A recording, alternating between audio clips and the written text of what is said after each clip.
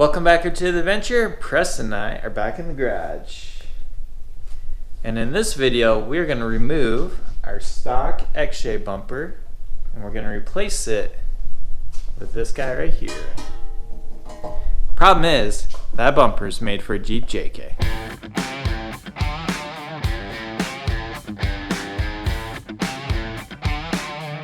Preston and I are going to start taking the bumper off. And our first step is going to be removing this plastic cover. This area on the X-Jays tends to just rot out because these covers just trap all kinds of dirt, water, snow, salt, all the things cars love. But, Preston, where did we buy this Jeep from? From Utah. From where? Utah. So this might actually look pretty pristine underneath. We'll see. That came off like nothing. Yeah, you handled that, no problem. So underneath there's a 10mm bolt. Hopefully this won't go flying in my face. I don't think the rest will this. Alright, let's see how much gunk falls out. You have to slide it. Hey, would you look at that? There's nothing there. Man. There is no rust whatsoever on this thing. That is amazing. Check that out, Preston. It's clean. Man. Alright, that settles it. If you don't want rust, move to Utah. Both the corner panels are off. Dad, this is where the bolt is, where my finger is. There's a bracket in there that has a bolt down here on the underside. And then another one on the top that we're going to have to reach in to get. We're going to get the low-hanging fruit first. Well, this guy doesn't even move. A WD-40 is going to be needed on this guy.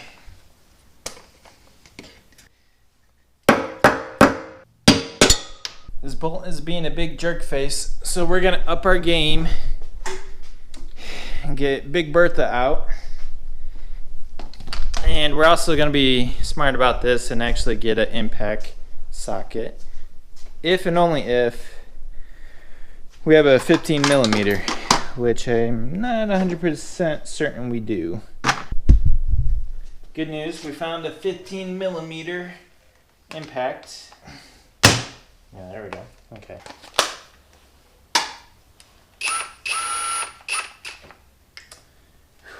This thing's heavy, Preston. Oh, this is gonna be loud. I can already tell.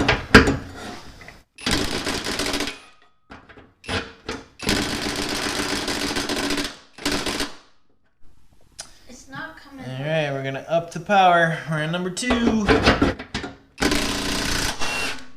It came off. Well, it came off because we broke it off. Well, good thing we're not planning on using that again. Yeah, that one came out. We're 1 for 2, 50%. That's amazing in baseball. Well, good news. The nut is coming off. It's just coming off slowly. I think we're at 1, 2 clicks per ratchet. I'm working up a sweat. Preston, this whole time has had a t-shirt. He said he wasn't cold, where I was freezing. But now I'm agreeing with him. Yes. Oh. Voila. Now we need to do the other side, which is going to be even more difficult because of the dent in the bumper. Maybe just use the breaker bar to hit the dent. We'll see. Man, this thing is toasty. It got it on the tap. Yeah. We finally got that second bolt off on that side. Rather, we got the second nut off on that side. Boy, oh boy, was it a pain in the butt. The reason why is right here is where Aubrey ran into the tree. So it didn't allow me to get in there as easily as over here. So long story short, it took much longer and there was lots of aggravation, but We got it off. it should just pop off. There we go.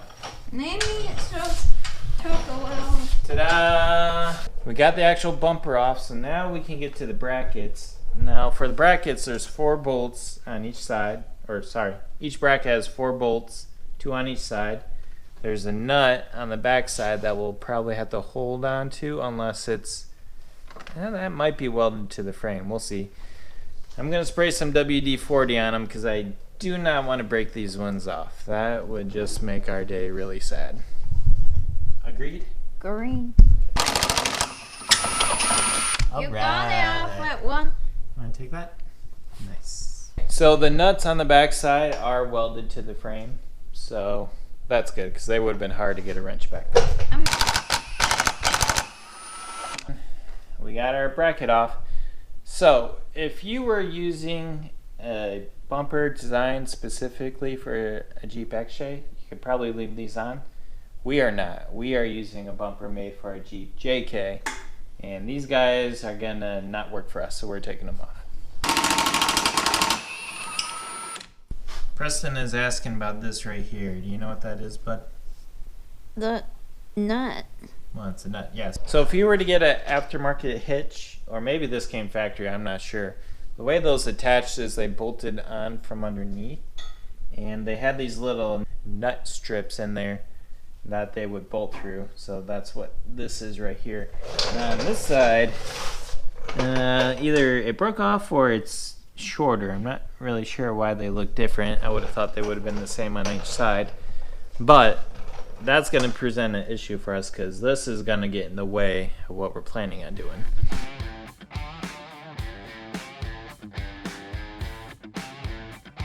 I wanted to get an idea of what it looks like, and I can't see it while holding it.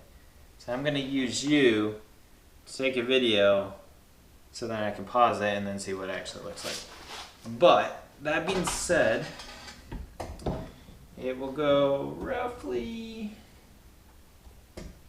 like that. Now that we have it up here, I think we are going to go ahead and do a rear quarter panel cut and fold. So that by doing that, we're going to take this, chop it up all origami style, and fold it up to where this part will be gone and it'll be basically right there. That's our thoughts. It's a new day. Preston and I are back in the garage. We got the old bumper off and the brackets. Now we wanted to show you the new brackets we have because that'll help make sense of what we're about to do. Okay, Preston, show them what's going on here. What's that guy?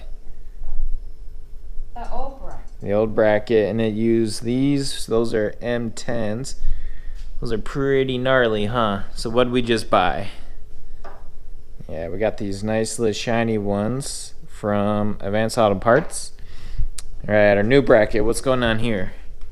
This is the new bracket. It's face mounted. Yep, it's face mounted just like the old, but it also has underside bolts that get mounted similar to where our trailer hitch was. We got to weld these nuts on. So before we do that though, we need to remove the old nut strips from the trailer hitch. On the passenger side, we have the exhaust hanger. Ours is actually broken. It's on our to-do list to fix. But we're gonna take off that bolt. There's one on the other side, so it's holding the exhaust hanger and also this shield for the gas tank. Last thing under it is actually the nut strip. This, There we go. Whew, I almost fell on my gun. That would have been sad. Couldn't get the ratchet in there anymore because of the exhaust. So fortunately, I can get out the hand. we used to. Here's the hanger, which we need to fix. Onto the other side. The other side, though, we should be able to reach it without anything in the way, so we can use this guy. Preston just reminded me we never actually did pull the nut strip out, which was the whole point. So this should just be able to pull out. I crawled back under the Jeep to see why I can't pull this nut strip out, because we have all the bolts out. As I look at it, when I wiggle it, I can see inside the nut strip moving. So when I move it down, these all go down, but the one at the end goes up. So that tells me it's pivoting somewhere here in this region. And as I move it, I see this little thing right here moving. So I'm guessing there's a little peg that goes up through that it pivots around. So I'm gonna get a chisel and whack this little weld flange. I can't even tell what that is. See if I can pry that off. Alright, that popped off. Let's see if I can pull it up now. Right, here we go. The piece of the metal. The nut strip is out. This thing is nasty, rusty. But here's that little peg that was giving us grief. I was able to hammer that off. Once I did that, it came out no problem. Fortunately, the other side doesn't have an exhaust in the way, and we should be able to do that one a lot easier.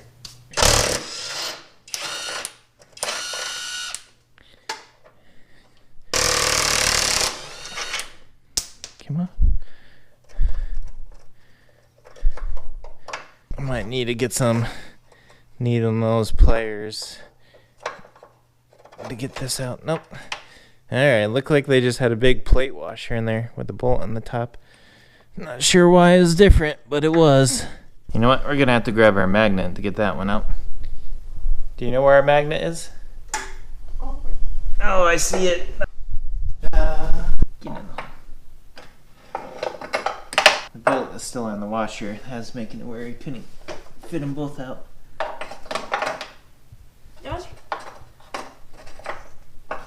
This is what came out of the other side. Hey, magnet for the win though. That worked great. We have the old nut strip out. We're ready to put this in there, but first we need to make room. So as you can see, there's no room for the vertical part of this bracket. So what we're going to do is we're going to mount this face plate and use a pencil to scribe where the vertical portion needs to slide in. Sorry, sandbox. Has to be done.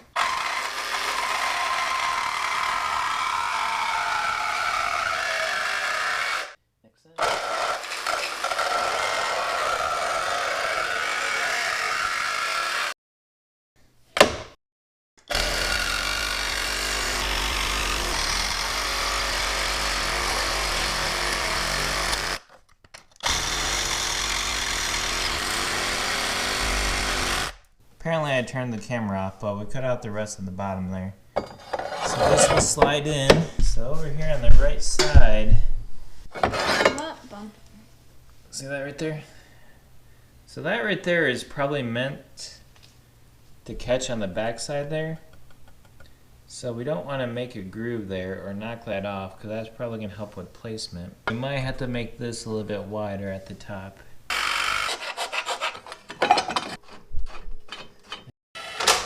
Alright, come in here and take a look. This is the situation we have. Our holes aren't lining up, so we're gonna take a drill and drill them out so they fit. Problem is, our exhaust is in the way. So Preston and I made a decision. We're just gonna, because our exhaust is welded all the way back to the muffler, we're just gonna cut it right here so that we can get a drill straight into those holes.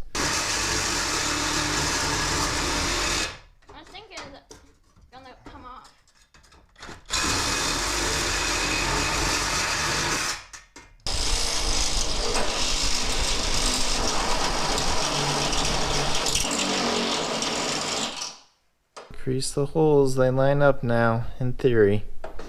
Might need to do this one a little bit more. We'll see when the time comes if we can thread it on there or not. Got it mocked up. Need to go underneath to make sure the holes line up. They probably won't, and we'll have to drill them out. But unlike the other side, there's no exhaust on this side, so it should be a little bit easier. It is time for dinner, so we're gonna hit pause and we're gonna pick this up on another day. It's a new day. Preston and I are back in the garage, and things are about to get real because we are going to use our welder for the very first time. Preston, what are we going to weld? We're going to weld the nuts onto the bracket. Yeah, we got them right here. It's a good place to have a first weld because you will never see it again once you stick it into the frame. Here we go.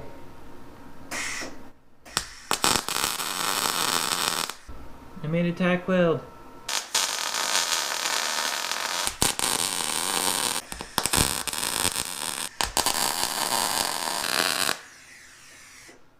Just finished welding on the nuts, and I have to say this is a lot of fun. Am I good at it? No. Do I have some settings wrong on the welder? More than likely. But the nuts aren't going anywhere. And again, welds on these nuts are just to hold it in place while the bolt gets put on. So once the bolt's in there, the welds really aren't serving any purpose. But they were fun, and I enjoyed it, and I love it. It's cold enough that I can touch it now. Preston and I are going to bolt everything in place so that it's lined up correctly. Then we're going to put some tack welds on the faceplate, unbolt it, pull it out, and then finish weld it.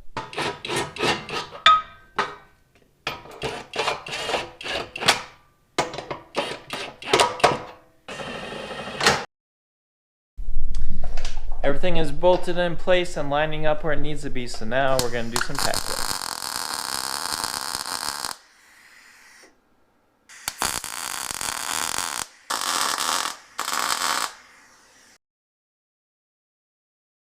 These welds actually matter, otherwise they'd be acting like two different pieces, and that would not be to our advantage. So I'm going to try really hard to do some good welds.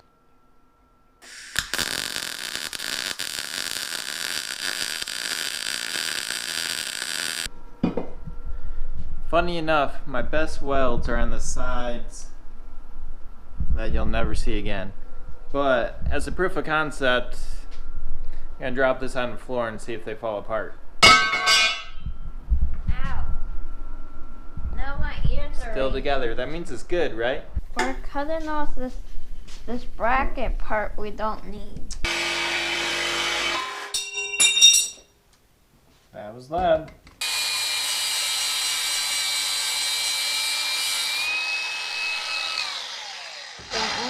Good job. It's not.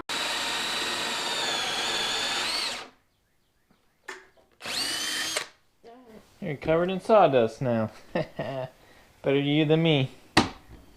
Preston and I made some measurements, and now we're going to start modifying the brackets to fit our bumper. First thing we're going to do is drill a hole. To keep us from having a wandering hole saw, we made a template to guide us, so that way we'll be precisely where we want to be. Right, Preston? Right.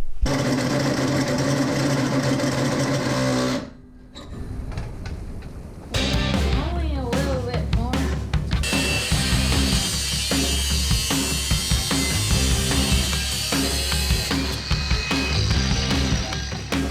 Forgot the bumper. That is hard.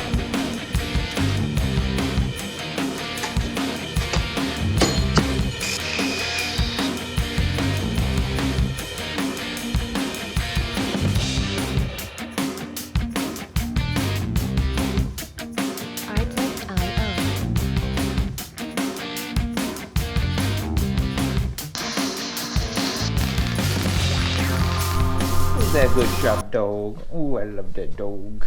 There's a good poopy dog. Preston and I got the bumper bolted on temporarily. We still need to paint it.